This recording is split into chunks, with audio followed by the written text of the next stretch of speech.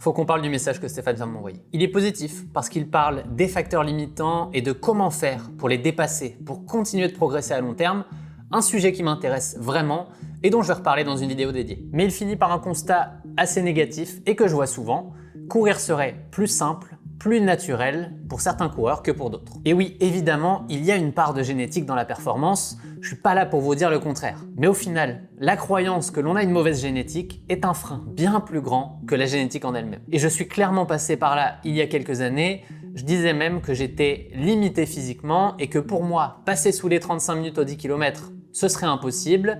Et j'ai même pensé la même chose des 3 heures au marathon. Et le fait est que j'ai mis très longtemps à casser ces barrières, pas parce que physiquement j'en étais pas capable, mais parce que je m'étais mis une barrière psychologique. En fait, je m'étais convaincu que je ne pouvais pas y arriver, et dans ce cas-là, bien souvent, en effet, on n'y arrive pas. Et ça, c'est pareil, quel que soit son niveau actuel. Ça pourrait m'arriver aujourd'hui, ça peut vous arriver aujourd'hui. Le fait est que quand on s'entraîne, on va petit à petit repousser nos facteurs limitants pour continuer de progresser. Et des facteurs limitants, il y en aura toujours en fait. Donc à chaque étape de notre entraînement, ce qu'on doit faire, c'est réussir à trouver quel est ce facteur limitant pour continuer de le faire progresser. Et petit à petit, sur le long terme, on va s'améliorer.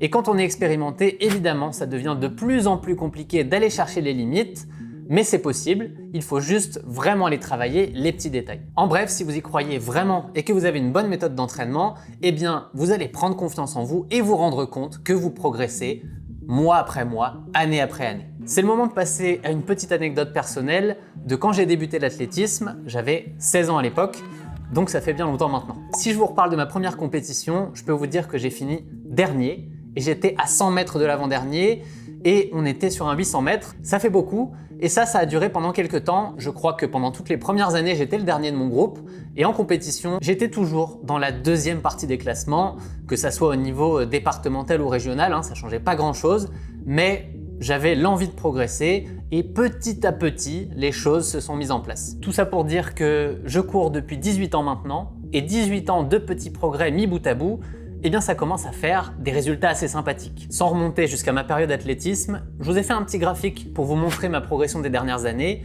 et ce qu'on peut y voir, c'est que d'année en année, les chronos descendent, en particulier sur le 10 km et le semi au début et sur les dernières années, plutôt sur le marathon parce que je me suis concentré là-dessus.